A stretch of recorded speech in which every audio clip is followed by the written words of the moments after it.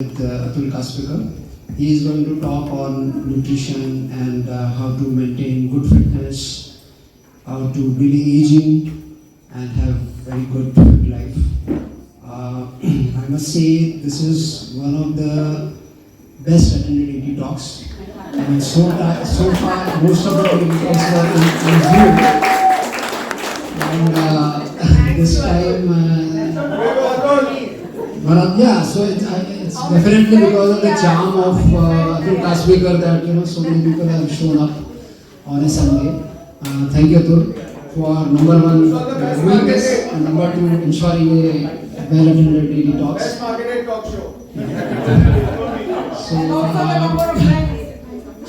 Thank you all, and with this I'll request Vikram to have a bit of a great introduction to Atul Kasbekar, though all of you know him.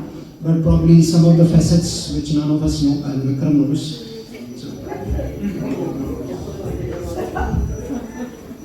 By the way, there is a samosa after you attend the entire session. That's on purpose. And we have a request that he can talk really very well on whiskeys and tequilas. Maybe we can do that the next week. Anyways, on a serious note, I think Anil has already mentioned, but a lot of us in the building, and it's a very active building, and we feel that we are fit because we play ATPL, or we feel that we play badly, so I think it's fit enough. Some of us play volleyball or we run, and we think that's probably his fitness. Then some of us have our own ideas of how to achieve this fitness. So there are people who do yoga. There are about 20 trainers in the morning, I think. There are people who are going to the gym. Then a lot of people say that no, you need to zip your mouth and eat the right things. Maybe that's the right way of trying to figure out how to be fit. Having said that, the average age of a show class is only sort of growing. I think 10 years back, 15 years back, we were averaging 45. I think now we are averaging about 50, 55. And in spite of being a very active society, I think a lot of us struggle with weight issues. Somebody has diabetes, somebody has sugar issues, somebody doesn't know, and loss of energy, things like that. And then amongst that, we have Atul Kasbekar. We play volleyball together, and I can tell you, for 2.5 hours, this guy is spiking, which is impossible. I can do it for one game, but he does it for 4 or 5 games. He's still sort of going crazy in the gym. He does all the bends, whatever is required in the yoga, and this is apart from the work which he does. And he can do 10 chin-ups also now, which was his target for his birthday, which is coming in, and 6 or 8 or some 24 packs, which I have no clue of, right, which I think he'll share with us. Very quickly, he also started a group called the Fit Boys Group, right, where some of us are there. And I have not calculated, but we have a few models here, and I can probably call them up for modeling. But there are people who lost between 5 kgs to 15 kgs just by eating the right thing, right? So I'm sure Atul has a lot of small tips to give us. So Atul, welcome, and tell us how to be more young, fit, and more energetic.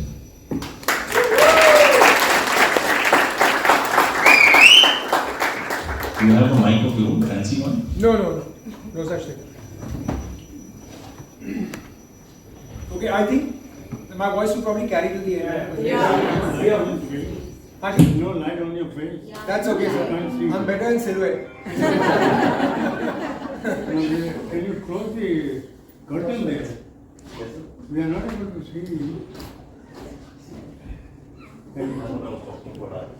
Okay, so just a quick request, since we're not sponsored by any of these guys, just switch your phone to silent. If you have any questions, chances are a lot of them will get answered. But if there's something that's like it, then please put your hand up so I can answer that right away. Yeah. Next. Okay. So this is really a conversation, and it's a conversation about longevity. And my personal theory is that, let's say that at the age of 25, you don't put these off. It's a really stupid idea. Maybe some people want to share these off.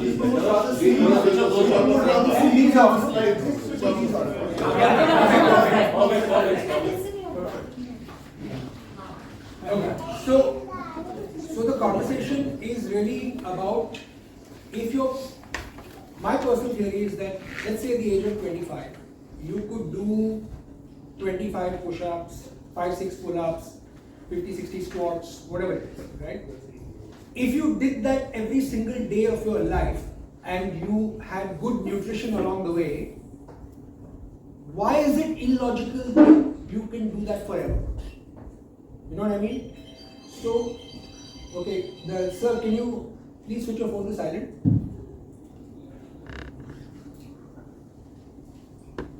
Next slide, please. So, who am I talking to? I'm not talking to Tiger Shroff. I have the highest amount of respect for actors whose job is to look good in front of a camera. Okay, I'm talking to people with real jobs who go to work every day, who have aging parents, who have young kids, who have a social life, who enjoy a drink, who want to have friends and social circles, and which is me. Okay? And that is the kind of human being I think most of the people in the room are. Okay, so like I said, I have the highest respect for actors who can have 6 packs and 8 packs and so on. I want to be fit enough. Can we have them?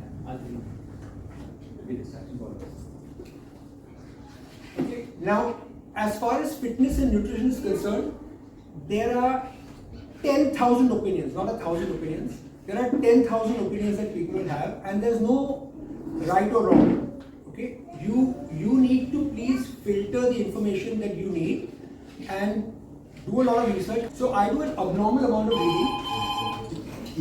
I'm being serious. I just said we got about 10 years. Okay, can we take 10 seconds to put your phones off, please? Go to settings. Is everyone needs help? Go to settings. So we are talking about people with phones also. Huh? So we are talking about people with phones also. So Can't get the ideal situation. I'm basically going to tell you what it is that I do. Okay? It's right for me. And it's based on like I said, an insane amount of reading that I have a disease. I read anything that passes my desk or my phone or my iPad. So I'll do an extraordinary amount of stuff. And this is based on the fact now that when you hit your 30s, I found that there was a wall. Okay? I woke up in the morning and suddenly felt like that wall was higher. When you hit your 40s, that wall seems even higher. And in your 50s, you're like, oh my God, this wall is out of control. Translated, if I was badly behaved for 1 month, in 1 week, I could whip my body back together. Okay? As you get older, you find that you're badly behaved for 1 week, and it takes you more than a month to put it back together. Okay? So, we'll address the wall next. This is my personal philosophy. Whoever said you should age gracefully, I'm sorry, I'm not going to. Okay, I refuse to stand by this stupid thing that somebody said who was getting older and was doddering and decided that this is the way that they need to do this. I do not want to age gracefully, period. Okay, at the conveyor belt at an airport, I do not want to when I'm 75 or 80, and one day I will get there, even though I never thought that would happen. Okay, I do not want to look at the young man next to me and say, excuse me son, can you help me with my bag please? I do not want to be in an airport, inside an aircraft and ask somebody to lift my bag and put it in the overhead compartment. If I have grandchildren, I want to be able to pick them up without a thought of throwing out my bag. That's me. So if you're in this session, I think the idea is, we don't want to age. Okay? When I finished with school, by the way, 65 was a really good year to be born. It was a really good vintage. Shahrukh, Salman, Amir, Villain Soman, Kasbekar. so it was a particularly good year to be born, I think. But yeah, next. Okay. Everybody has these milestone moments, these epiphanies, these light bulbs that go off in one's head. I'm going to tell you mine. Maybe some of them you'll resonate with, and some of them, okay, may not. But let's see how it goes. I made a film as a producer with a gentleman called Ram Malwani, and Ram Malwani said something very interesting. He says he follows the following routine. He's about 2 years older than me and looks younger. Full head of black hair, doesn't diet, does no exercise almost, but he goes for a panchakarma which is a 14-day detox at Ayurvedic places, expensive, inexpensive, twice a year. Okay, basically cleanses out his gut from mouth to anus, cleaned up, and then, as you know, 70% of your issues come from your gut, and that's what he does, and he looks amazing. So I said, how do you find the time to take 1 month off? He said, Kasbi, is really simple. This is the priority for me. Health, family, and then work. Okay. If your health is not okay, nothing else down the line is okay. So health first. Okay. After that, if you don't have a nice family atmosphere, nothing else works after that. Then comes work. Guilty as charged, I have always prioritized for a long time the other way around. You focus on work, and then everything else's health takes a beating. Which, when you think about it, is the most silly thing to do.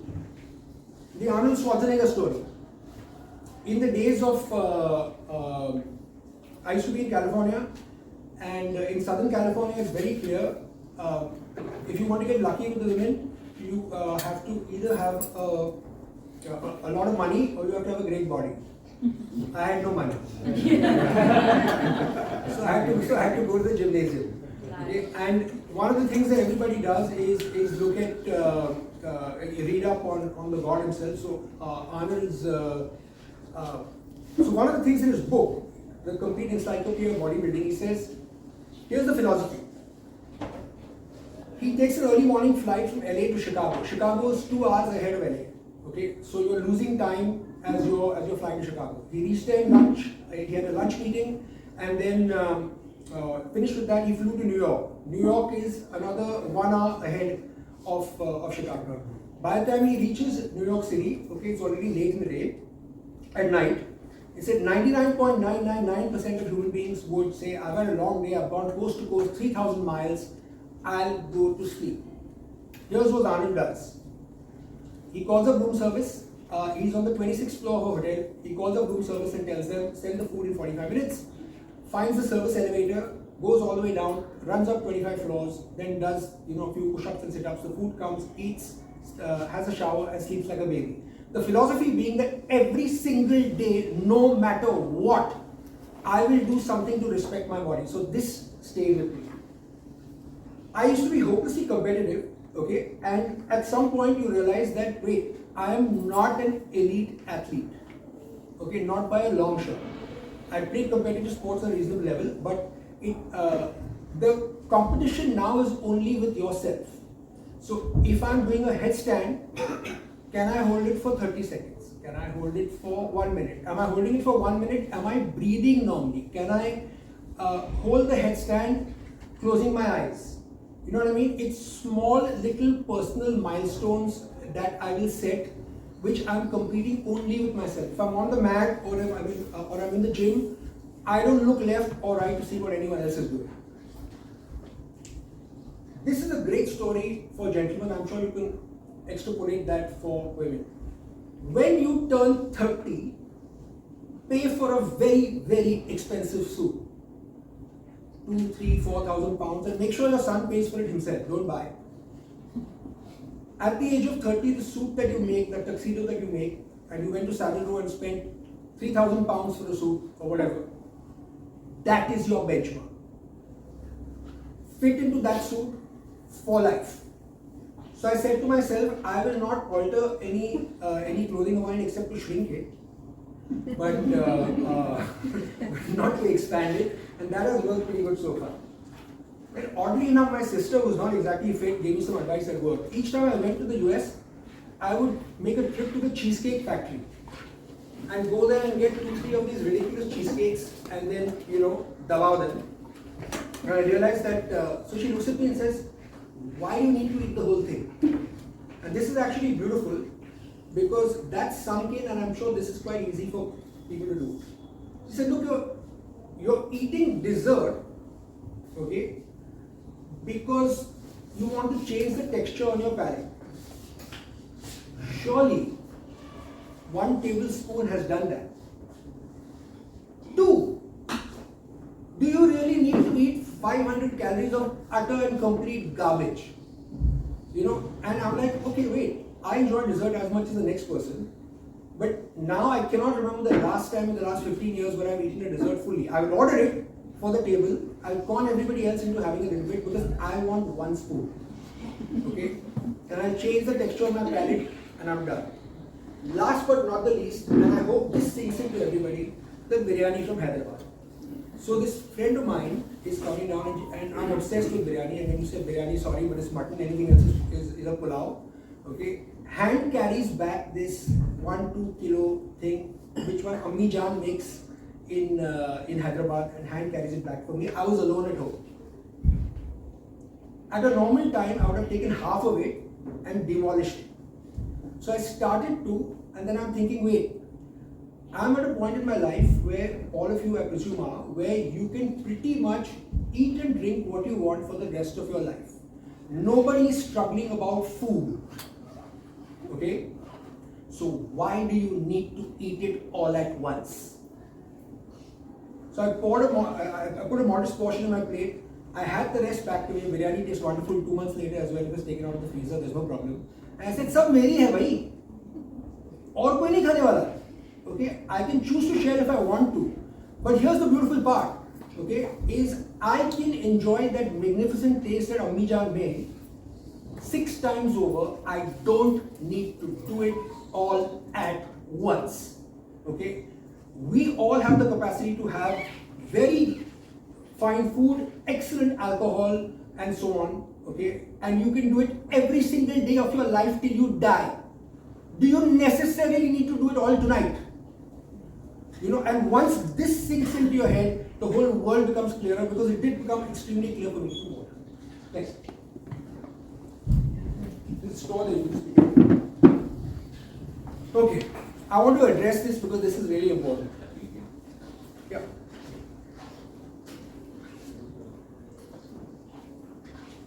So,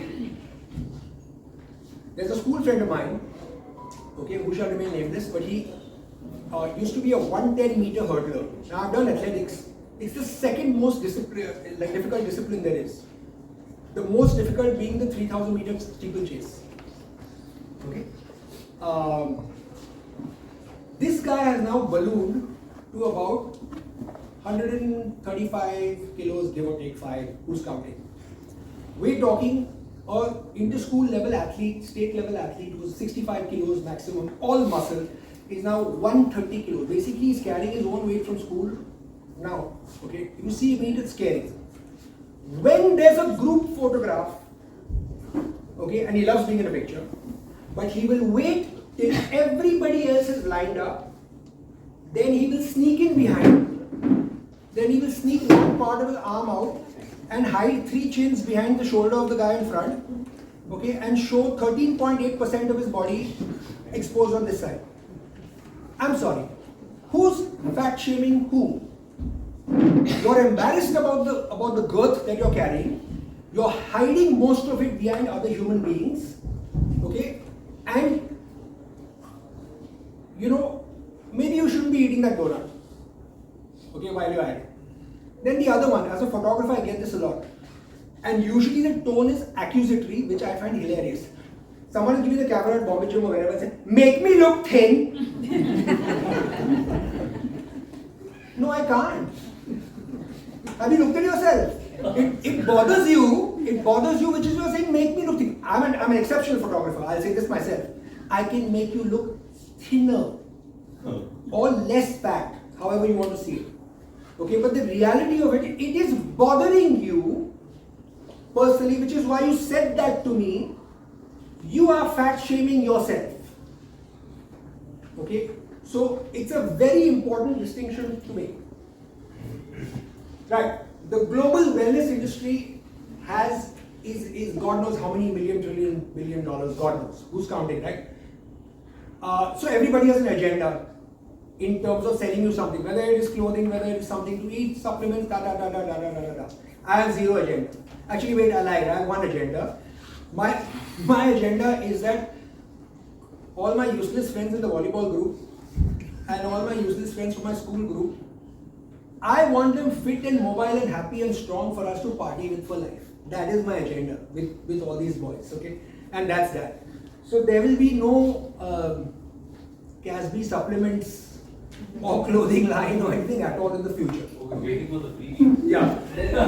The only thing they get is free Puma gear where each time we have a volleyball tournament. But okay, so what I would advise you is when you're reading stuff, okay, please be super careful to know who's selling what to you, and you have to sift through it and see what works for you. Okay, you cannot out exercise a bad diet. It is impossible. I know people who run half marathons consistently in this building itself and who all have a paunch. Okay, if you're eating badly, it can't happen. Period, no discussion, out of the question. Okay, so people have different ratios. This is my ratio. Okay, sleep, rest, crucial, 25%. How hard you train, 25%. Your nutrition is 50%. People will say 60, 70, however you look at it, but roughly your nutrition is the disproportionate part of it. Next. You're only as young as your spine is flexible, the great Guru Iyengar. Next. This is a great line from Yuvraj Singh. If you want to look stylish, you first get fit. Anything will look good on you. You know, it's a fact. You're not worried about, I need an extra flare over here because I want to cover my hips. You know, I think my shoulders are skinny, I think my shoulders are great, whatever. Okay? So, next. Right, now let's define what fitness is. Okay? For me, it's a combination of strength, flexibility, and endurance. If you can run endlessly, but you can't touch your toes, what's the point? If you can tie yourself in knots on a yoga mat, okay, but you can't play a sport, what's the point? You know, and similarly, so I find people will have a disproportionate focus on one particular thing, okay, and to me it's a combination of all the above. I want to be flexible, I want to be strong, and I want to be enduring. Enduring means you need to have stamina to do whatever it is for a while. Okay, so my personal goal for what I think is fitness is a combination of strength, flexibility, and endurance. Okay, now measuring fitness, there are again a whole lot of theories on whatever. Weight loss, okay, it's complicated, I'll come to that. BMI, again, another story, yes, no, maybe, perhaps, everybody has a theory on that. What I like to do is to measure your fat percentage in the body. Okay, so after Ghum Firke, I think that the ratio of the lean muscle mass, and we'll come to that again, of your muscles versus the fat storage you have in your body is really of crucial consequence. Next. Right.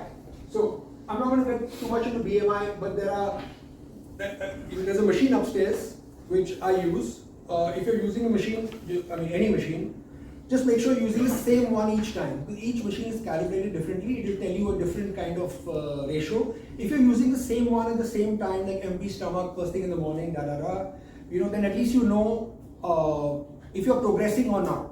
Okay. So, what? So lean muscle mass, LMM, waist to hip ratio. Okay, all these things will pop up on that. Okay, but I'm concerned with the fat percentage. Go. Right. So here we go. The fat percentage in men, and the women's slide as well, not to worry, is between 18 to 24% is considered normal. Anything over that, okay, would mean you're overweight at 25% and above. To understand where it is, okay, gymnasts are between 5 and 12. Volleyball players are between 8 and 15. Cricketers 10 and 20, some cricketers more than 20.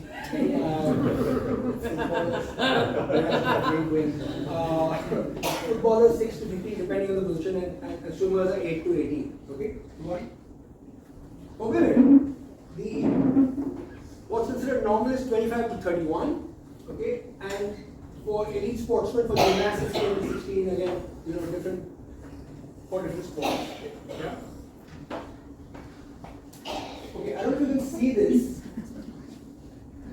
but I started actually even higher than I measured. So my fat ratio was some 20 something, then came to 17, 14, 12.7, and this morning was at 13.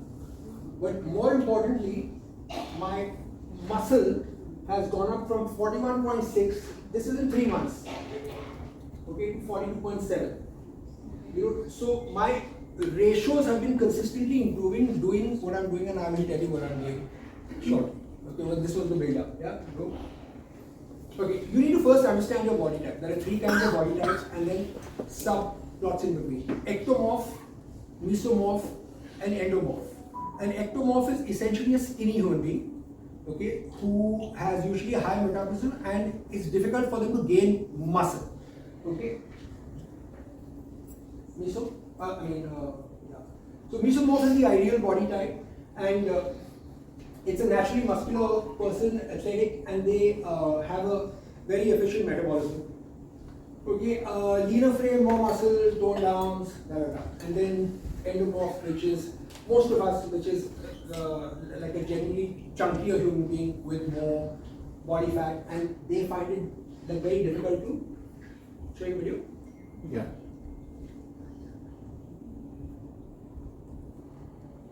You generally find it very difficult to Never, ever, ever, ever do cardio before weights. It creates the hormone production of fat burning, which we call catabolic. So, what the worst thing you can do is like Orange Theory and some of these others where you go back and forth. Because you're confusing the body. Because what happens is, if you do cardio, your body starts to secrete the catabolic hormone to burn fat. What happens is, as soon as you start lifting weights, it stops the secretion of the fat burning and then starts secreting just anabolic. Okay. Then if you do weights and then go back and do the treadmill like the Orange Theories or some of these others, then it shuts off the production of anabolic, go back to catabolic. So what you're better off to doing is the anabolic exercise, which is the weight resistant movement first. After 20 minutes, your body starts to dip into the fat stores and will also burn the glycogen. But the first 20 minutes, your body is only burning glycogen. Okay? So why not use the first 20 minutes for that glycogen for the weights, because it's more intense.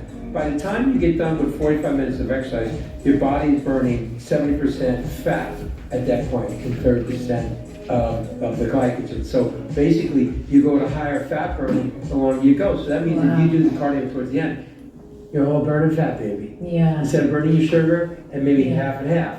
So that's why I tell people, do the cardio at the end. Okay, this is a great tip, and a lot of trainers earlier would say, do a set and run for 2 minutes. Do another set and run for 2 minutes. Well, turns out that's the worst thing you can do. Okay, so if you're weight training, and the genesis of a whole lot of this will be, you have to weight train. Okay, muscle is your best friend for longevity. You want to fight age, you have to build muscle. You have absolutely no choice in the matter. Okay, so your longevity insurance is muscle. You burn fat when you build muscle. Okay, you're stronger, you're more resistant to disease, you fall sick less, you get injured, you come back much faster, and I cannot tell you the difference. My father-in-law, who did no exercise pretty much, he had 5 kids, so I guess he also didn't have cable TV at that time. But that was a good one. But at the age of 90, I gave him these exercise bands, yellow, blue, etc., etc. So he started doing this, and at 90, he passed away at 94 almost. Okay, it made a dramatic difference to him. So it's oh, I'm too old to do this, I've never done it before, Get a trainer, get started. Make sure the trainer is good enough to understand your limits, and either you have to do calisthenics, which is your own body weight training, okay, or you do yoga, but not pranayama type yoga. You do ashtanga, okay, which is hardcore body weight yoga to build muscle, or you go lift weights. Okay, you want to fight age, you want to be resistance, you need to build muscle. It is absolutely and totally not negotiable. Okay, just show the one for women.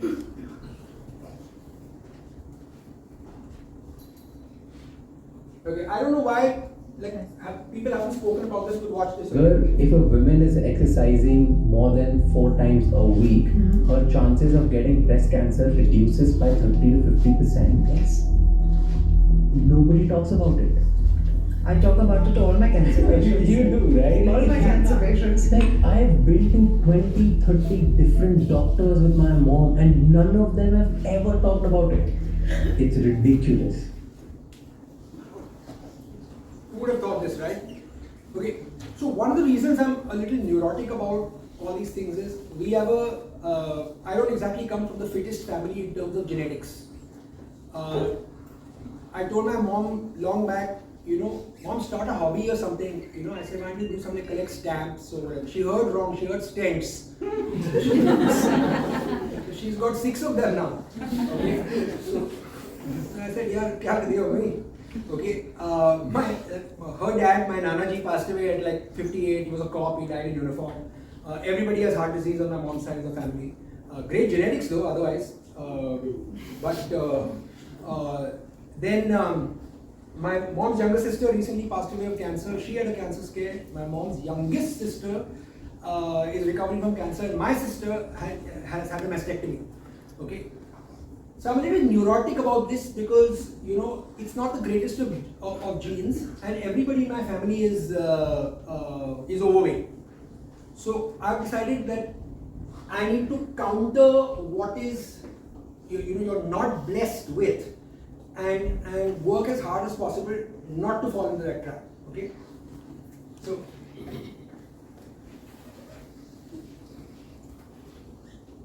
The 2 metrics that are most significant. This is Dr. Peter Attia. He's written a book called Outlive, which is the Bible on longevity. Okay, I strongly recommend that you get your hands on a copy and read it. Go ahead. The 2 metrics that are most significantly associated with longevity. So if we were to stack up every possible known risk factor, smoking, type 2 diabetes, high blood pressure, coronary artery disease, end-stage kidney disease, whatever, we were to talk about how much of a hazard ratio do these bring to you in terms of all-cause mortality, they're quite big. Hypertension is about 20%, type 2 diabetes about a 30% increase in mortality, smoking is about 50% increase. Being weak relative to being strong is about 250%. Having a very low VO2 max in the bottom 25% of the population versus being in the top 2.5% of the population is about 400%. Wow. So when you line everything up, the 2 things that stand out the most are incredible cardiorespiratory fitness as measured by VO2 max and strength. Muscle is your best friend. Okay? Right, next slide. Yeah, so this is the legend. I've read a lot of his thing, and strength training is more important than cardio. Okay, for all those who just run endlessly, run, but please train. Okay, it's super important. Okay, and we'll come to nutrition. Shall we go next? Right. Okay, height weight ratio. I'm not sure how it is for women, but for men, as a rule of thumb, and again, I'm not one to look at weight, whatever. But if you're 50, if you're 5 feet equals 50 kilos. Every additional inch for men is 2 inches. So if you're 5'10", then it would be 50 plus 20, that's 70. If you're then endomorph at 10%, so 77. Okay, that's the maximum in terms of weight. But then it gets more complicated in terms of your how much of that is muscle and how much of that is fat and so on. Okay, go on, next. Right, I've discovered that the air fryer is literally the best thing you can acquire. Okay, you can eat the same thing with half the calories. So, how many of you have an air fryer at home? Mind blowing, well done. Okay, because if you don't, I strongly suggest you please get one really quickly, and it's absolutely incredible. And takes a little time to make sure that if you're eating meat, that it's moist through and through, and things don't overcook, and that's a little bit of trial and error. But otherwise, as you can see, the difference is quite dramatic. Yeah. Next.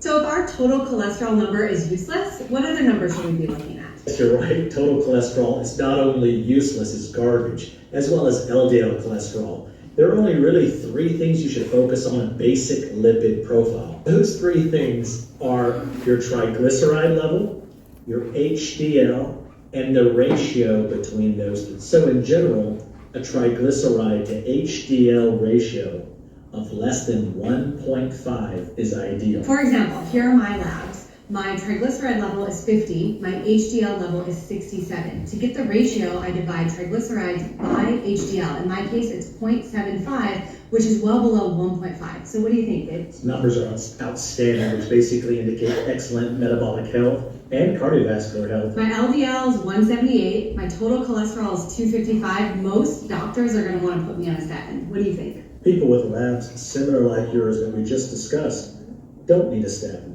They're metabolically fit and have good cardiovascular health. So if I want a higher HDL and a lower triglyceride level, what is the single best thing I can do? Cut out processed foods which contain refined flour and sugar. By making these simple changes, you can see results 2 weeks. Your triglyceride levels can come way down. It's incredible how fast things can change. Awesome. Okay, babe, do your thing. Healthy choices, stronger you. Atul, will be explaining the ratio. Yeah, I mean, Just slowly. Everybody has those reports, nobody knows how to do it. yeah, so this was news to me as well. So when you get your blood work and again, one of my closest friends is a cardiologist, okay, and he was an absolute genius in school, a guy called Dr. Dheeraj Navla. He put me on statins long back because he said, you got a lot of good things from your mom, you've also got a heart. Okay, so thank you very much. And I keep arguing with him. I'm telling him, listen, you know, I'm convinced that pharma companies have an agenda in terms of this is the correct cholesterol level and iske upar hai to, you know, so on and so forth. And I think it's a little nebulous. This whole nonsense with the vaccine, etc. And we've seen, you know, there's so much conversation about it being a complete scam. So I don't know, but there's a lot of conversation about it. Just go to so what these guys are saying is, you want to play the video again? Triglycerides divided by HDL, and just play that again, please.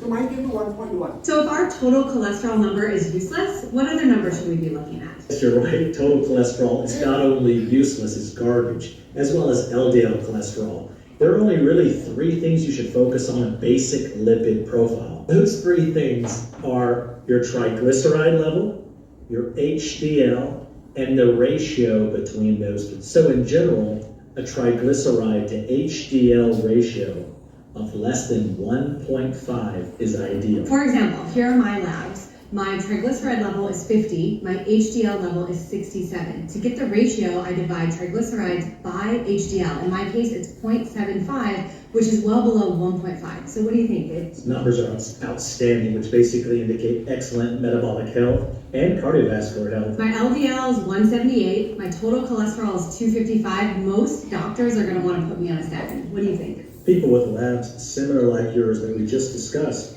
don't need a statin. They're metabolically fit and have good cardiovascular health. So if I want a higher HDL and a lower triglyceride level, what is the single best thing I can do? Cut out processed foods which contain refined flour and sugar. By making these simple changes, you can see results 2 weeks. Your triglyceride levels can come way down. It's incredible how fast things can change. Awesome. Okay, babe, do your thing. Healthy choices, stronger you. Till next time.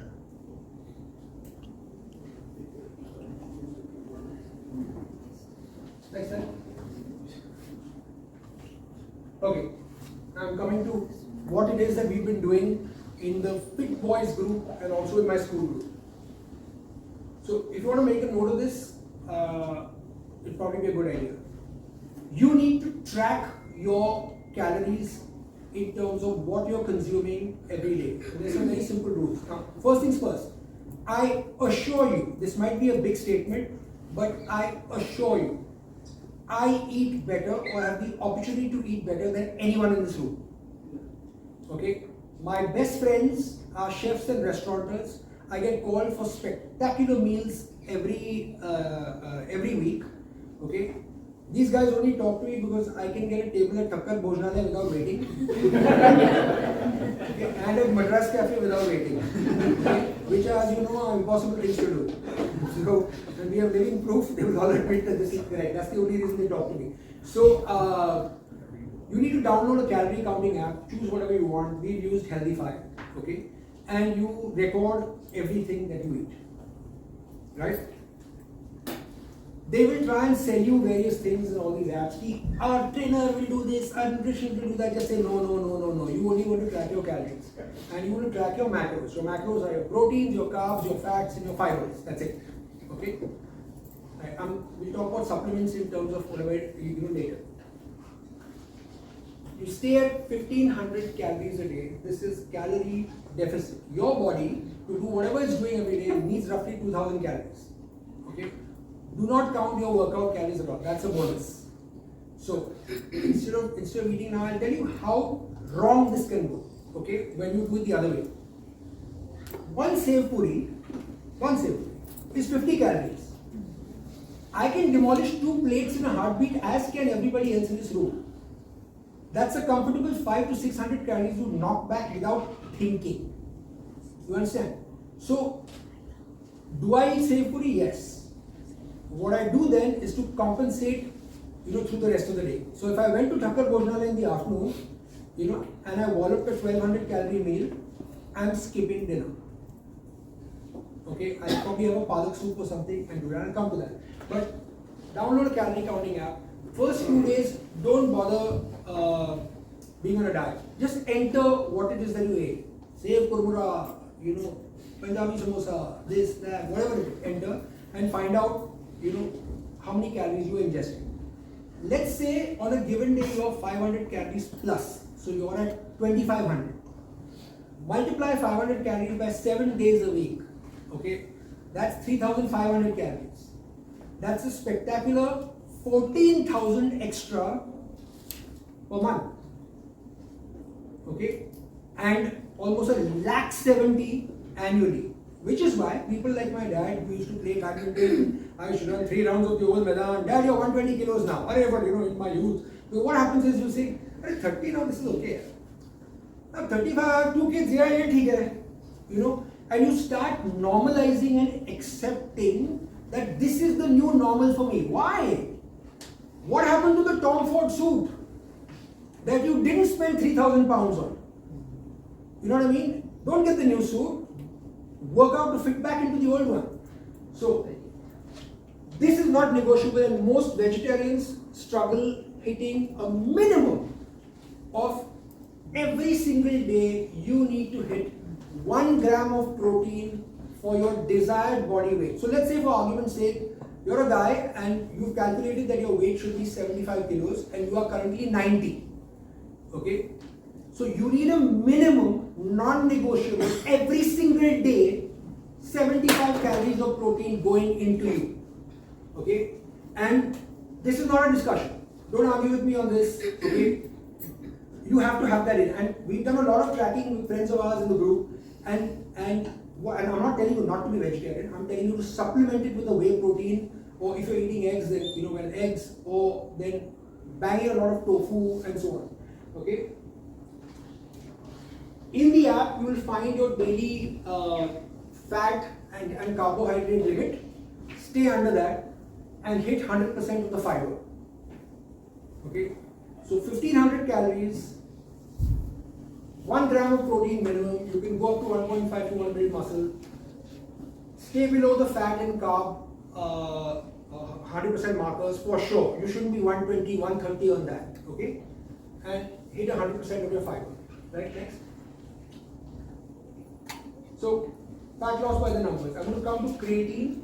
Okay. We'll also discuss alcohol.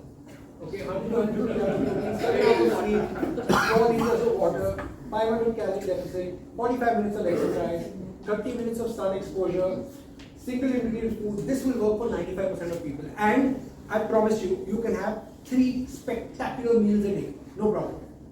Okay? Next.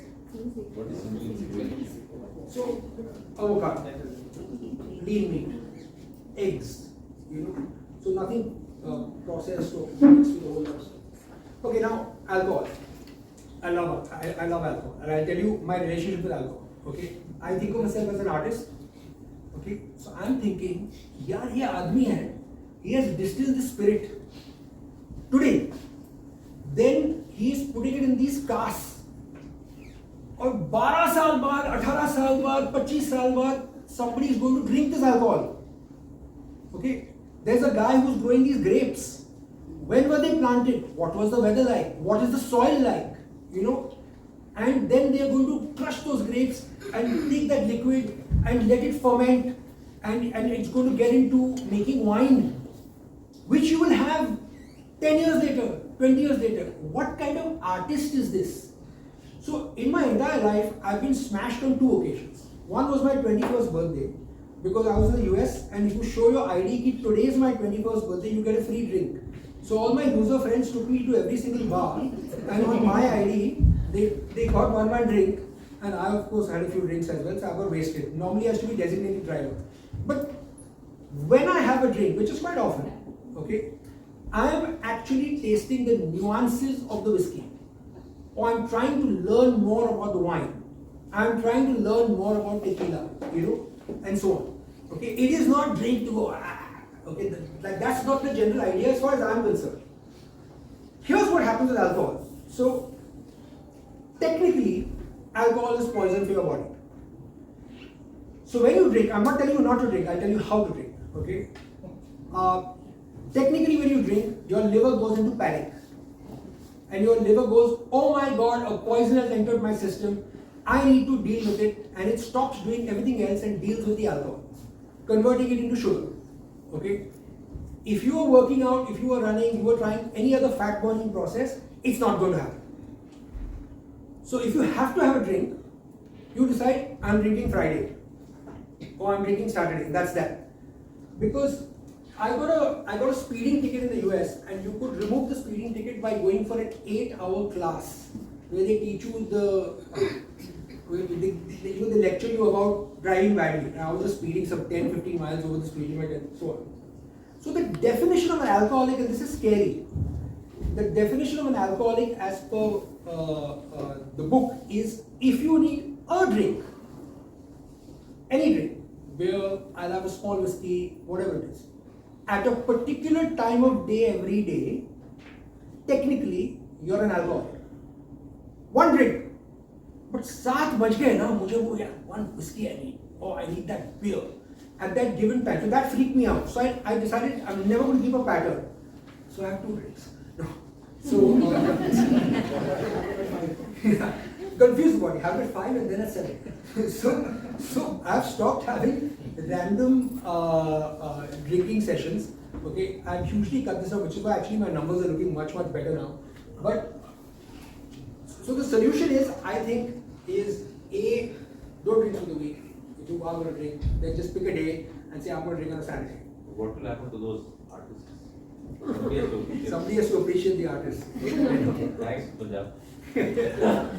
Next.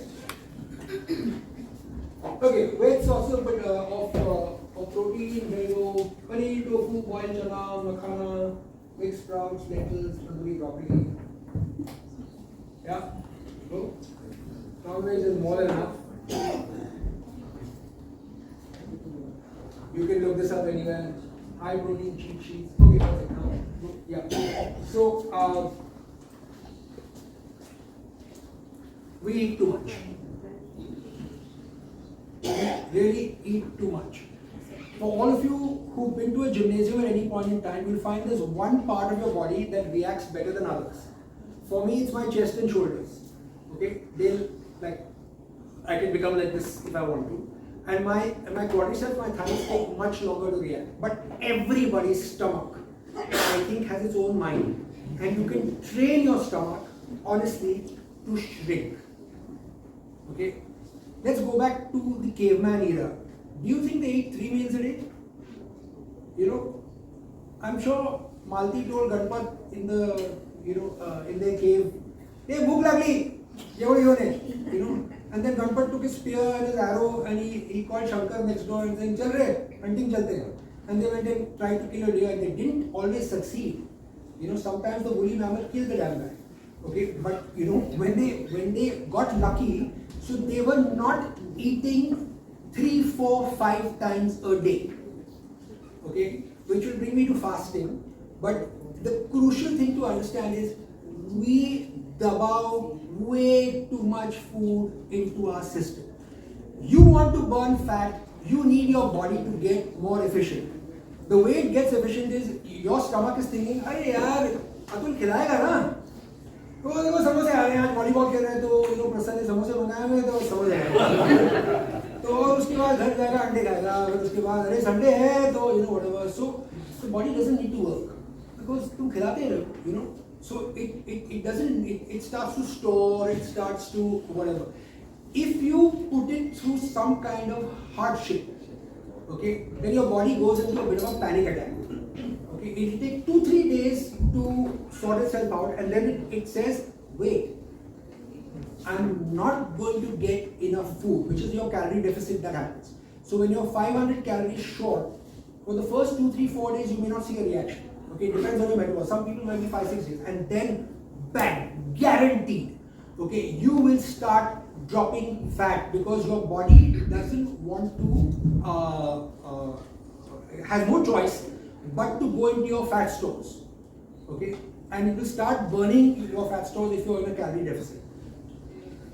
Why should you muscle train? Because the first place you will also lose weight, which is why I don't look at the weighing scale as a marker, is your muscle. Your body wants to keep the fat, it would rather lose the muscle. So when you weight train, you're signaling to your body, I need the muscle. Don't mess with the muscle. Okay, I need the muscle. It has no choice then but to go into the fat. Okay, your stomach has a different brain from your brain. It does its own thing. You need to move it and maneuver it into a direction where you want it to go. Okay, it would rather store fat because it thinks there'll be a monsoon, there'll be a famine, there'll be a rainy day, snowy day. So let me keep these reserves. You don't need them. You've got enough food coming. Okay, so you have to trick it, you have to bully it, you have to fight it to make it go the direction you want it to go. Preserve your muscle. How do you preserve your muscle? Weight train. Give it enough protein so that the muscle grows. Deprive the body 500 calories a day. When you do that, it will go into your fat stores and you will lose fat and your fat percentage drops. Lean muscle mass increases, you become fitter. That is the Vicks Formula 44 we've all been following. Okay? And it's honestly simple as that. And with due respect to the vegetarians, I eat the same thing every day pretty much, cooked wonderfully differently. Okay? So, I'll come to go. Yeah, so this is my sample diet. In the morning at 7:30 there will be warm water, chia, which is soaked overnight, haldi and lemon. I'll have a pre-workout drink. I'll work out 8:30, 9:30 every single day. I'll strength or yoga 5 days a week, volleyball 2 days a week. That's 7. My lunch is the only time I'll have a proper carbohydrate like rice. Otherwise, it's always protein and fiber. Now, your protein can be tofu, it can be paneer, it can be chicken, it can be meat, it can be fish, whatever. At 5:30, which is when that scumbag in the office decides to call for a bhel puri, decides to call for a vada pav or a samosa, that is the dangerous time. So I always have a box of sing chana. But you got president in the office. Huh? You got president in the office. Vice president of FNB for the 1 So, but either I'll have some chilled vegetables, whatever's seasonal. I'll put chaat masala and lemon. It tastes delicious. It's always in the fridge in the office. When I'm leaving, I'll take that and eat all that. And I walk in at 7:30. There's like a veg soup, which is whatever vegetables about to rot. I think they put and make a soup. So it'll be palak, it'll be bhuti, it'll be whatever mix. And then my dinner's done by 8. Okay, and 8 is protein and fiber. Protein and fiber. Protein and fiber. There's no rice. There's no roti. I've stopped eating wheat altogether, and it's made a dramatic difference. After that, all the way of the daily my breakfast. Yeah, sorry. What time of the day you made this? What time of the day? 8 You made this slide? Chart. Because of the There's no AM. PM in that. After the drink. We actually need it. That was the 21st birthday party. We actually need it. That was the artist. Okay, so these look quite terrible, but I've taken these from the group. So my meals look like this, okay, where it will be like fiber, protein, sweet potato, you know, again like lots of lettuce, huge tuna salad, eggs in the morning, no bread, and so on. Yeah, cabbage. So you go back one. Yeah, go back one. This. This. Yeah. So instead of using, you can't eat maida. Okay. Again, like all white flour, please just throw it out. It's just the most horrendous thing you can do. Moment in the lips, a lifetime on the hips. So you can't have maida. Yeah. So we get all kinds of interesting wraps: avocado wrap, cauliflower wrap, quinoa wrap. They're all available freely. How much is your health worth? They cost more, yes, but I mean less than a heart attack. I use lettuce a lot to wrap all kinds of yummy things. You know, so yeah. There are 20 Maharaj who will use their job today. 20 Maharajas will lose their job today. Next. Okay, so as you get older, speaking for gentlemen, I'm sure the same is valid for women in what is it, androgen.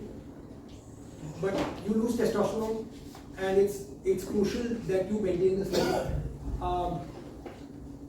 Two phenomenal athletes, LeBron James and Ronaldo, at 40 are breaking records. Ronaldo has scored more goals after 30 than he did before 30.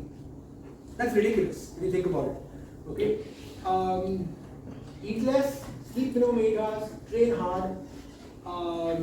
Ginger helps, coconut oil is great, nutrient dense food, omega-3, this is all to boost your testosterone, your metabolism and testosterone. Walking uphill, black coffee, pomegranates, Brazil nuts, and be a creature of habit. So it's like you come home at night after a flight, and I'm sure most of you like me take your passport and immediately put it in that drawer. Okay, or your car keys hopefully go where they're supposed to, right? So you need to be a creature of habit about your food. Next. Foods to eat. Eggs, chicken meat, Greek yogurt, sweet potato, tofu, banana, watermelon, avocado, broccoli, nuts. It takes 2.5 oranges to make an orange juice. Eat 2.5 oranges. Don't drink orange juice. Okay, it's a direct sugar spike, boom, slamming in your system. You don't need it. You want to eat, you want orange, eat orange. Right? Any juice or only one? Any juice? Any juice. Any juice. Just eat the watermelon, don't have the watermelon juice. Okay? Yeah. Next. Okay. Everybody will please, beyond a shadow of doubt, throw out all seed oils from your kitchen. They are absolute and complete poison. Read up on it. At the base level, the US government has subsidized seed oils and made it the cheapest form available. So people were cooking in that. It's absolute garbage.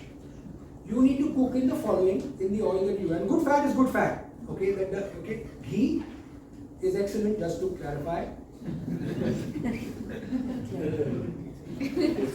Coconut oil is excellent. Olive oil to cook, not extra virgin. Olive oil. Okay, and animal tallow. Okay, butter. Butter is great. Okay. So seed oils out. Bread. One big slice of sourdough is some 200-300 calories. For some reason, we think sourdough is a really good thing. It's not. Okay. Oh, you know, I'm having sourdough. I always thought that I was being super healthy when I was having sourdough. It's not. Okay. You cannot have anything processed. You want to eat chips, make them. Please don't let your kids eat at McDonald's, and you should eat it either. I mean, it is literally the most vile garbage in the world. Your body deserves better. You cannot eat at any of these places. You want to eat a quality burger, go to a mom and pop place, so to speak, that's cooking it fresh. Pay a little bit more and eat that, no problem. Okay? But to go to a fast food is literally the worst thing you can do. Listen, have the occasional ice cream, it's fine. Alcohol, I told you. Pizza, we discussed. Next. This is an extremely important topic. Okay? I learned this along the way and I find this monumentally helpful. I do a 30 to 32 hour fast twice a month. So on Sunday afternoon is my last meal, and then Monday night is the next meal I do. And it's remarkable what happens to your system. We need to give our system a break. Your digestive system, and a lot of our religions have this, but when I'm saying fast, the proper fast. Not like my mom and my maushi's fast, which is a fraud fast. All kinds of carbohydrate nonsense they eat, and they think they are fasting. And there are so many of my Muslim friends who gain weight at the end of Ramzan. Okay? Because sham ko yaar nali niyali dawa ke kha rahe hain, whatever. So if you're fasting, it means nothing goes into your system other than water. If you're working out, you can have aminos, you can have coconut water. But otherwise, there's no solids going into your system. No coffee? Coffee is fine. Black coffee. Black, no milk. Okay. I would also recommend, apart from yogurts, try not to have milk products. Period. I'll give you an alternative, just in terms of, and oat milk is the worst. Oat milk is basically, there's no such thing as oat milk. Oats are starch. So you're basically dabawing the starch and taking a starch ka pani, okay, and calling it oat milk. You see, so it's a straight glucose spike into your system again. If you have to have anything that looks like milk, and almond milk is the only real alternative. I mean, it depends how much milk you're having. It's not like you're drinking glasses anymore, right? It's the occasional whatever. But just show that fasting curve. Please watch this.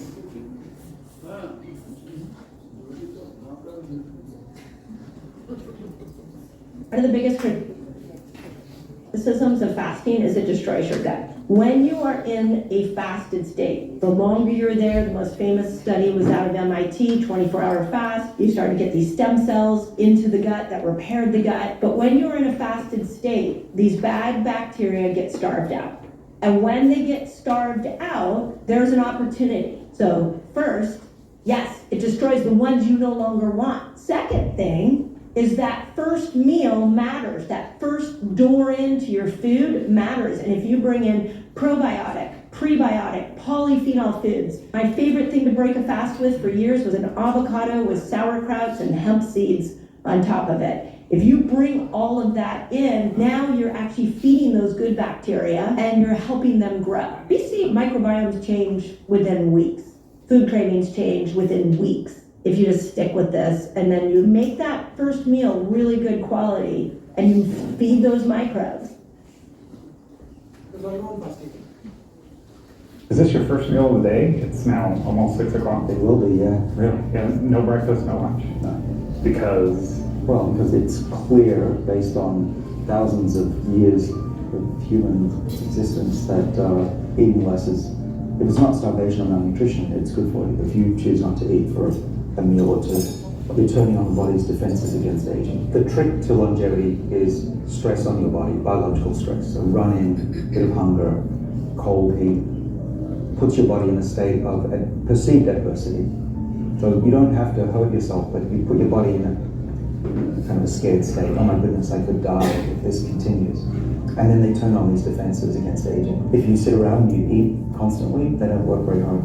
Really? And your clock ticks faster. I feel sharper, I'm not feeling bloated anymore, I don't feel full at meals. Yeah. Try one meal a day. Drink coffee, drink tea, drink water, fill up your stomach. You'll get used to that. Give it at least 2 weeks for your body to get used to it and your liver to start making its own sugar. And you might find that you've never felt better, looked better, been able to concentrate better during the day, and even sleep better.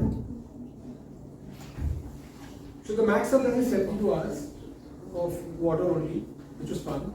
But Is this your first meal of the day? It's now almost 6 o'clock. what happens after, so I tried pushing myself from like the Sunday lunch to Monday dinner, 32 hours. The only time you kind of think about it would be like, I mean, for me, it was like about lunchtime. And then when you get through that, it's fine. Then after I did about 20 of these, I said, let me try and push myself. So I did 3 days, from Sunday lunch till Wednesday lunch. And I promise you, when I woke up on Tuesday morning, I wasn't hungry at all. And then I didn't feel a thing, at all. It wasn't like I was craving or anything at all. And on Wednesday, finally my wife said, I think you better eat. Because you said 72 hours, but I actually could have gone on. Because I think the body just decides I'm going to go into my stores and take the food I need after I know I'm not getting any, You managed your workouts during. Yes, good question. I trained as I normally train, and I only took my aminos, which I checked with the doctor, there wasn't a problem. So I took the aminos for replenishment, for fluid replenishment, and coconut water I had, but nothing solid, at all. So, people who do. James, you're asking about fasting. No, I know that, but he managed workout. But nobody managed workout with the fasting, which we usually do. So here's my weight drop for those who are concerned weight from 90.1 to 90 to 88 to 85.5. Next.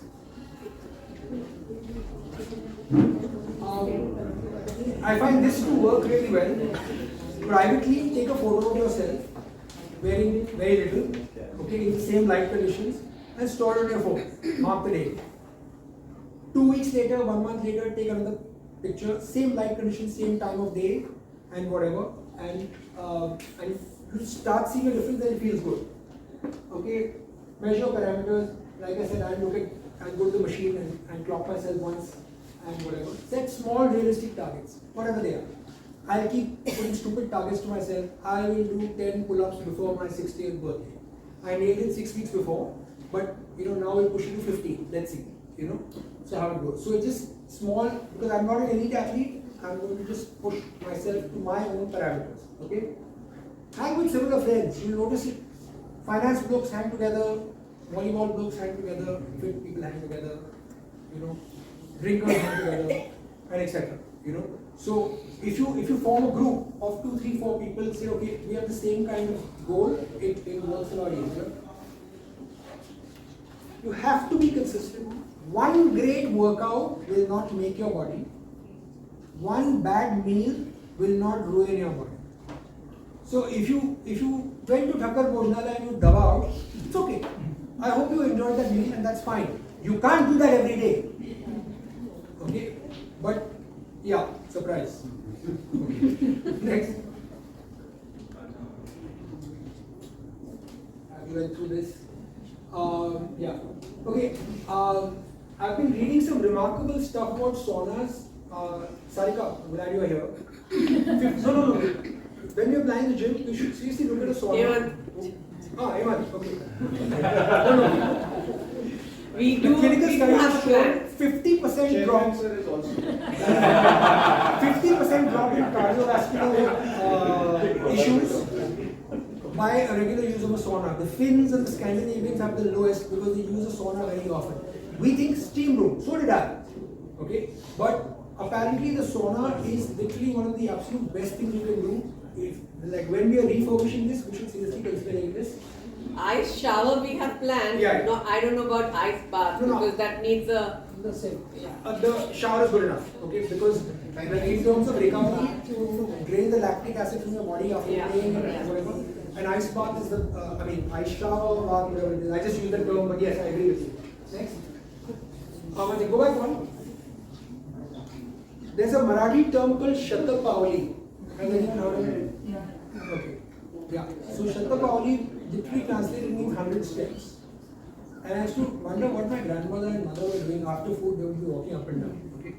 But the worst thing you can do after you've eaten is to sit or lie down. So after your food, there's an immediate glucose spike. You control that by just walking for 10 minutes. Easily, 10-15 minutes in your house, no problem. So do that. and you'll be able to control like this little bit. Okay, next. Can it be done immediate after food or? Yes, immediately after. You have to take the better one, but it's gentle walk. It's not like a brisk walk, you don't need to break a sweat. But you're not sitting for 10 minutes. Because some people say that at least wait for 5-10 minutes after that walk. No problem. But I'm telling you about health and fitness, there will be literally 10,000 opinions on that. So, yeah. Okay. Anything processed in your house, throw out. Please. Okay. It's you want to eat like something really nice. Okay. Make it yourself or get it made from a really nice place or acquire it from there. But all these Pringles chips and Coca-Cola and please, you can't. Okay, really, it's not negotiable. Maida, utter and complete poison. This is what happened.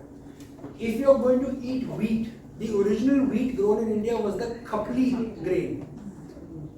It costs a little bit more, but all of you are rich. What's the problem? Okay. Pay the extra bit for the khapli atta. Don't buy that Monsanto bioengineered nonsense that is designed for greater yield per acre. So if you want to eat wheat, acquire that. There are places you can get that from and make your chapatis etc. from there. Okay.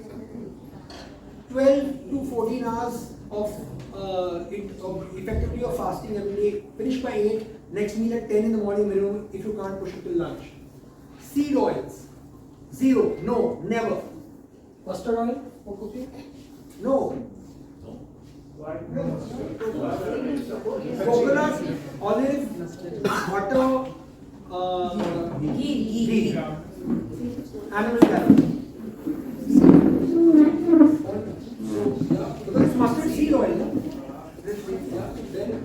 And creature of habit, and if you notice the plates I showed you from my kitchen, the food comes plated. So it's exactly what is supposed to be is on the plate. There is nothing else in front. There is no additional dal, there is no additional sabzi, there is no additional anything. Because if it's in front of you, it's a Pavlovian reaction. You keep adding this nonsense for no reason. Okay, so it's a disease with all of us, as big as everybody else. But so kitchen se to aata hai, that's it, on your plate, eat, we're done. Right, then? Yeah, try.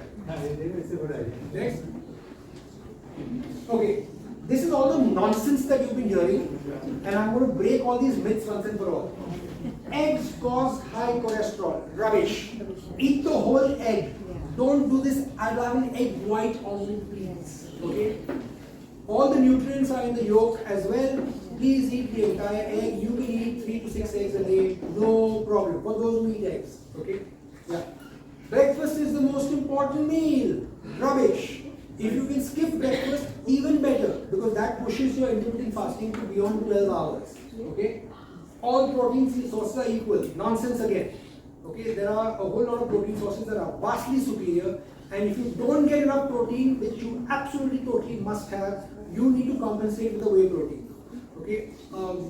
At least in my research, the company called Avatar, AVVATAR, which I find really good. But you can test, like sometimes one agrees with you better than others. Okay? Fats make you fat. Rubbish again. Healthy fat. Olive oil, coconut, ghee, animal tallow, excellent for you. Carbs are the enemy. Not true. Complex carbs like quinoa, sweet potatoes, etc. fuel your body. What you don't need are processed carbs. Okay? So the problem are maida, white bread, pasta. Okay? And this is the processed stuff. You want pasta, make it yourself or get it from somewhere where it's not the processed crap, where all sorts of junk has been thrown into it. Okay? Red meat is bad for you. Absolute crap. Red meat is excellent because it's a great source of protein. It's a nutrient-dense food. Salt is bad. Nonsense. Again, natural salt and sea salt are excellent. The cereal industry has singularly destroyed children by pretending that cereals are healthy. What comes in a Kellogg's jar? Please chuck them all out. Okay, absolute garbage again, and full of sugar and assorted things to get you addicted. Yeah, and there is no such thing as healthy sugar. Birthdays in the office, somebody brings this healthy cake and my partner who's 110 kilos will have 4 pieces. Healthy cake, yeah? There is no okay. The new watchwords, each time there's a new watchword that comes, one is inflammation. Everybody's talking about inflammation. Haldi is the best thing for inflammation. A form of haldi called curcumin is the easier to digest thing if you're taking it in tablet form. Magnesium, there's a great conversation on magnesium. There's all kinds of magnesium, but a magnesium complex is very good for you. I'm taking it. I'm going to come to chia seeds. There's nothing more spectacular than chia seeds. Please, everyone have it. Everyone's talking about shilajit. Essentially, it's folic acid, and I believe most women should take it at least in the folic acid form. There's a big conversation about testosterone. We address this, and I'm going to come to this. I've been doing a lot of research, this reading on anti-aging supplements. This is nothing cosmetic. Okay, this is about delaying your cells' aging process. Okay, and slowing it down. The following seem to be the ones that are being proven better and better in trials. NMN, resveratrol, LC, and this is the new one called urolithin A. Okay, so I'm now taking this, and this. It's been 3 months. Tell me if I look beautiful next week. What are these? Can I know more? These are anti-aging. Actually, I don't like the word anti-aging. It's about supplements to slow down the aging process of your cells. So if your cells are aging and not multiplying at a certain pace, then this will hasten that and slow down the retardation, I guess, in a manner of speaking. Okay, so I'll just show you this. Carbs. There's 2 categories of carbs. Is this your first name? I've been taking supplements for about 20 years and my father has also he's now 83 in perfect health. And what I learned is that there's certain molecules mostly from plants that provide the benefits of fasting and exercise. And there are 3 main things that I take, and I've taken for over a decade. The one chemical that I take every day is resveratrol, which is the red wine chemical, and that comes from grapes, critical liters of yogurt in the morning. The amount you take is equivalent to 750 glasses of red wine per day. I don't recommend getting it from red wine. The other molecule is called NMN. NMN is a version of vitamin B3 that makes a chemical in the body that we need for life, and that's called NAD. And as we get older, we make less and less of this. And without NAD, these sirtuins, they don't work without a lot of NAD. So as we get older, our defenses decline. And so by taking this supplement, we know that it doubles the levels of NAD back to when I was age 20. Resveratrol, yeah, you can't drink 20 liters of red wine. So, okay, next. Okay, why I'm telling you to have chia seeds, just look at what it contains. 3 times more iron than spinach, 64% more potassium than a banana, 5x more calcium than milk. Okay, so if you're looking at milk for calcium sources, you don't need it. Chia, put 2 tablespoons at night in water, let it soak. In the morning, you put haldi, don't put haldi, just drink that. Just make sure you have this every day. It's a good source of protein, magnesium, everything. This is the genuine superfood. People talk about yes. Chia versus sabza. It's a different thing. It's different, yeah. Sabza is better than chia. No, sabza, they're 2 different things. So which one is? Chia is different, sabza is different. But it's from a similar family. No, it looks like the same, but it's basil seeds and chia is chia. Sabza what seeds? basil seeds. Yeah, subject ke basar. Faluda. Correct. So have it just like this. No, you soak it. Chia will heat your body, sabza will cool your body. So there are 2 different things altogether. She's asking which one is better. Chia. Sabza is for different things. Okay.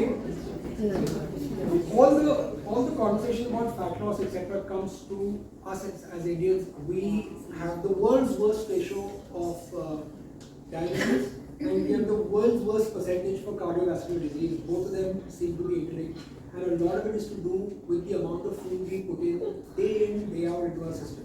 So, I'm not going to screw this up. So, Dr. Yogesh Kothari's wife, where's my phone? Zeel, Dr. Samvi, she's an oncologist, has sweetly written this for me. So insulin is a hormone produced by the pancreas that plays a critical role in how our bodies process sugar.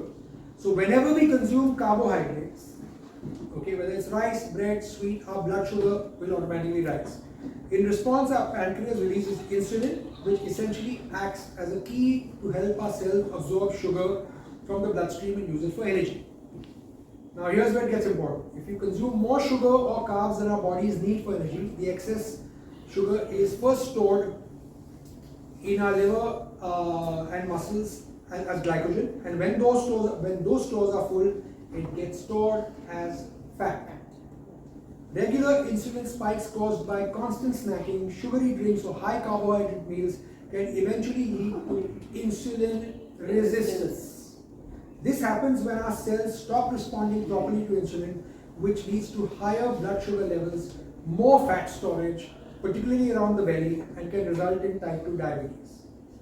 Okay, so there are lots of things you can do for this. First of all, stop snacking stupidly. Okay, give your body a rest in terms of food, like give it a break.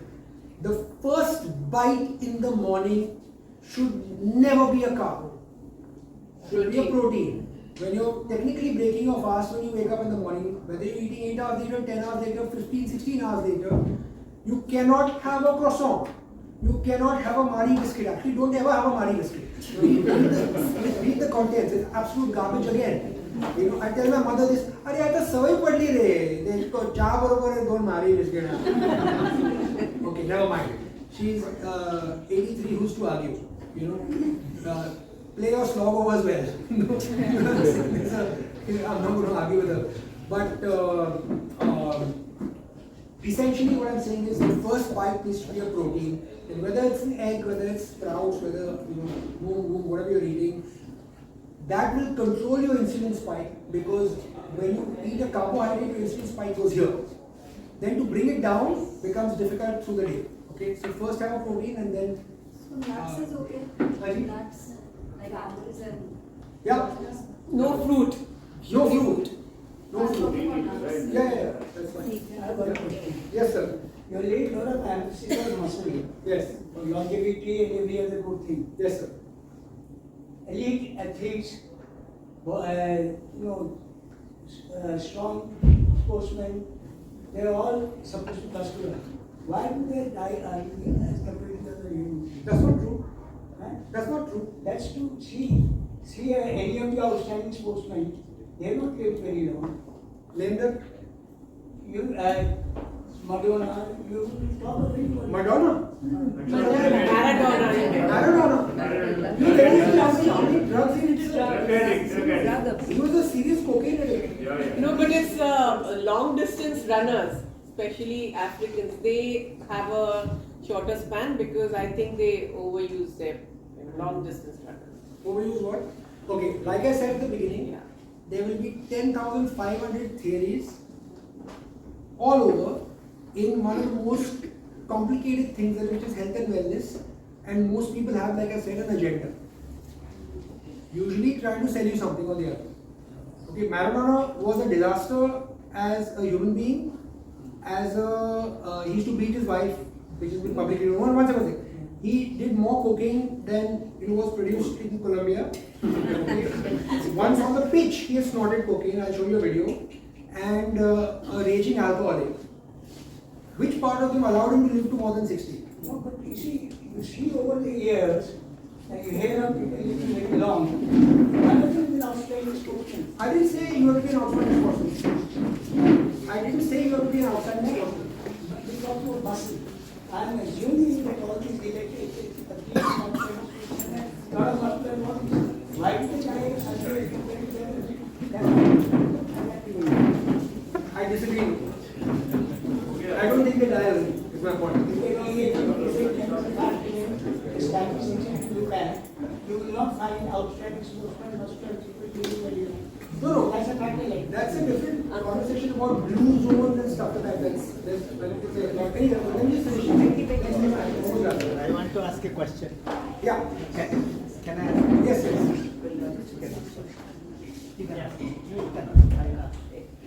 I'm a fruit lover and you haven't said a word about fruit. Eat fruits, don't have fruit juice. And don't eat it first thing in the morning. So, because that will still be a sugar spike going straight to your system. And fruit juice that came out of a Tetra Pak is not fruit juice. No, juice. I'm not talking about Don't drink juice, period. only. It's almost impossible to overeat with fruit. Almost impossible. Just don't eat it first thing in the morning. See, as a matter of habit, you are very rightly said, most of us drink tea and have Mali biscuit. Correct. They start the day with that. Or activity have a fruit. All these things are described as unhealthy. What do we start the day with? You have moong, you can have chana, you can have an egg, you can have so many things. Bacon, chia seeds, cook them again. But you eat the Mali biscuit, I won't tell you not to. What is the Mali biscuit? You eat the Mali biscuit, what do you say? As a matter of fact, I will have this now, right from school, that is RIMC, you have 3 exercises in the morning. Correct. And they continue throughout your life till today. But what I'm trying to emphasize is, what do we replace it and carry on with the... I eat eggs and I have a whey protein first thing. After that, I eat whatever I want. So if you eat eggs, it's a good idea. No, I still eat eggs regularly, but unfortunately it doesn't suit now. Well, I think you should stick with your Mali biscuit and.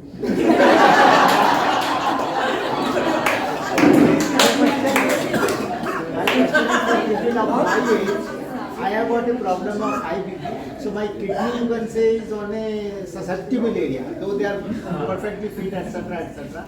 Let's complete the presentation first. Okay, just 1 second.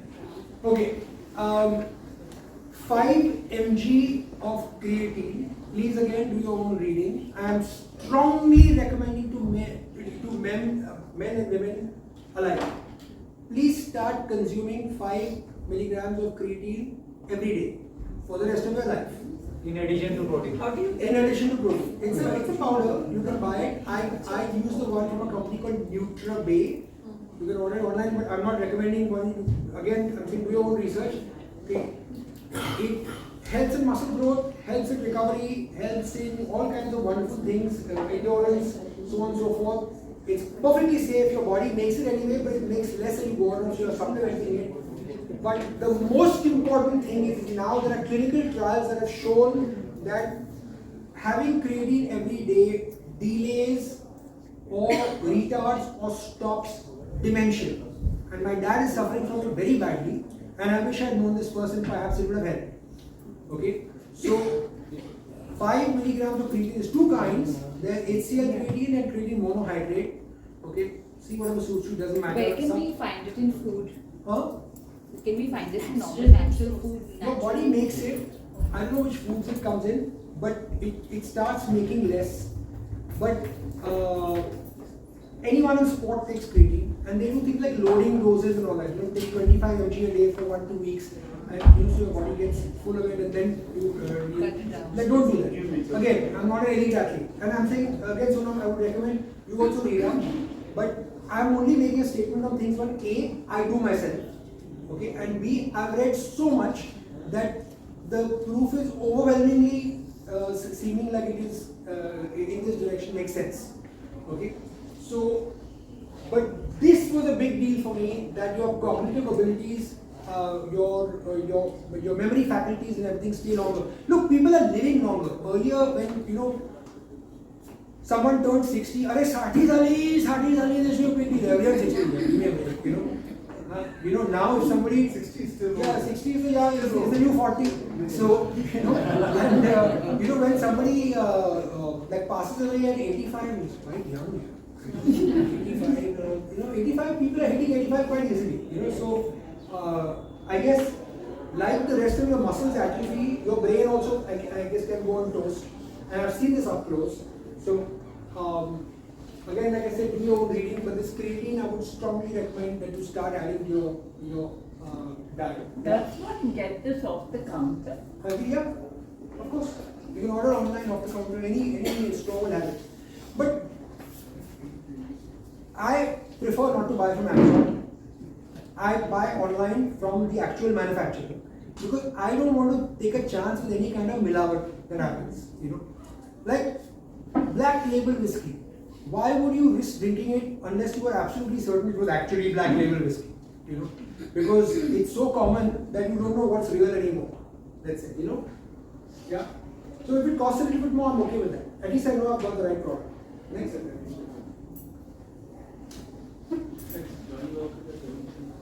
Okay, this is Jeff Bezos. 20 years later, and this blew me away. That's him looking like a wreck in 1998. And this is Bezos now, taking care of his health and working out. He's a solid guy. You've seen him, he's really tough. He had to get another wife now. Yeah. Okay. This is specifically for vegetarians. Okay. So I just want to do a comparison. Let's say I'm a black bean dal. I just took one.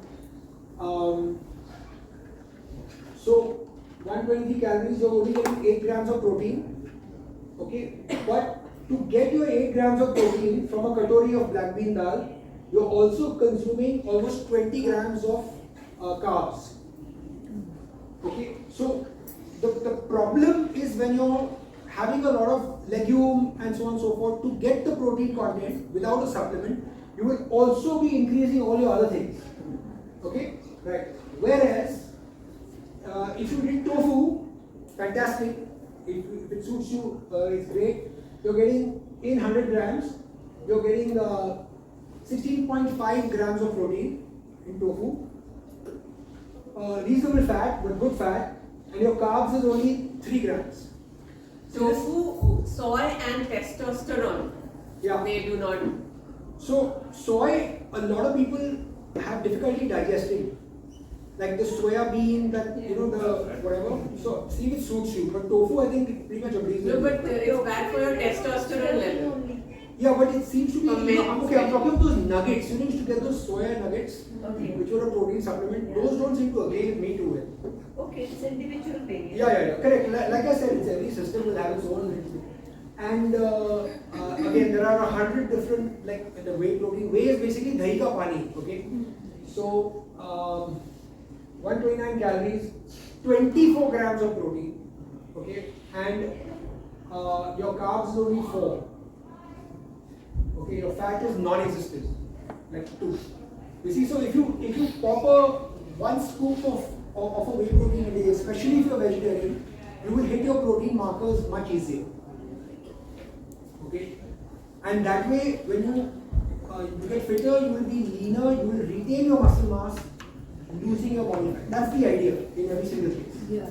Next. So this is a good thing for first thing in the morning. Yes, sir. So if you are having a protein powder, it should be after your brisk walk, after your workout, जो आप कर रहे हो उसके बाद is when you need it. And this is my favorite quote. Any questions? I'm done. My question was about use of protein for people of elderly, like my age. Yeah. If we have got conditions like high BP, our kidneys are susceptible to problems. So as of today they are fit and strong. So we have to worry for them and take care of them. So is the protein still recommended? Because protein also is one more, that's a danger marker for kidney. You should probably consult